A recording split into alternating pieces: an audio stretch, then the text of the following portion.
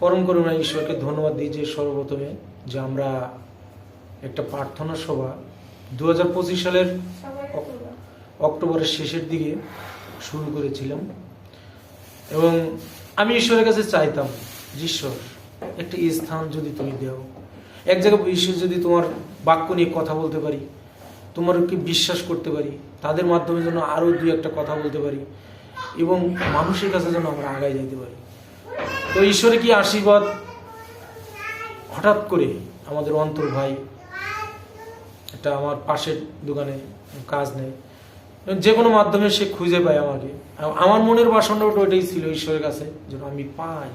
তখন পাইলাম, অন্তর ভাই আসলো, আসার পরে বললো যে দাদা আমিও এরকম চাইছি যে একটা প্রার্থনা করি, যেহেতু আমরা রবিবারে যাইতে পারি না, দূর হয়ে যায়, সময় পাই না। এটাও ঈশ্বরের থেকে আমার অনেক দিনের ছিল যে ঈশ্বর আমি তো সময় পাই না, রবিবারে যাইতে পারি, তাই ঈশ্বর মিলাই দিছে, তুমি সময় পাও না, তোমার ঘরের দ্বারে আমি তোমার দিলাম, তোমার কাছে আমি আসলাম, এখন দেখি তুমি কি করো।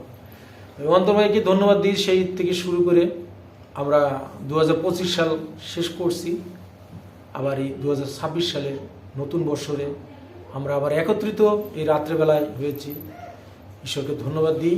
আর এই কাজটার জন্য আমরা আপনাদের সবার প্রার্থনা থাকবে যেন আমার এই পরিবার এবং আমার এই পরিবারের সাথে আরও দুইটা ভাই যারা সংযুক্ত, তারা যেন সংযুক্ত থাকে এবং আমাদের এই কার্যক্রম সবসময় যেন চালাই যেতে পারি। ঈশ্বর যেন আমাদের সেই আশীর্বাদ করে, এই জন্য ঈশ্বরকে ধন্যবাদ দিই।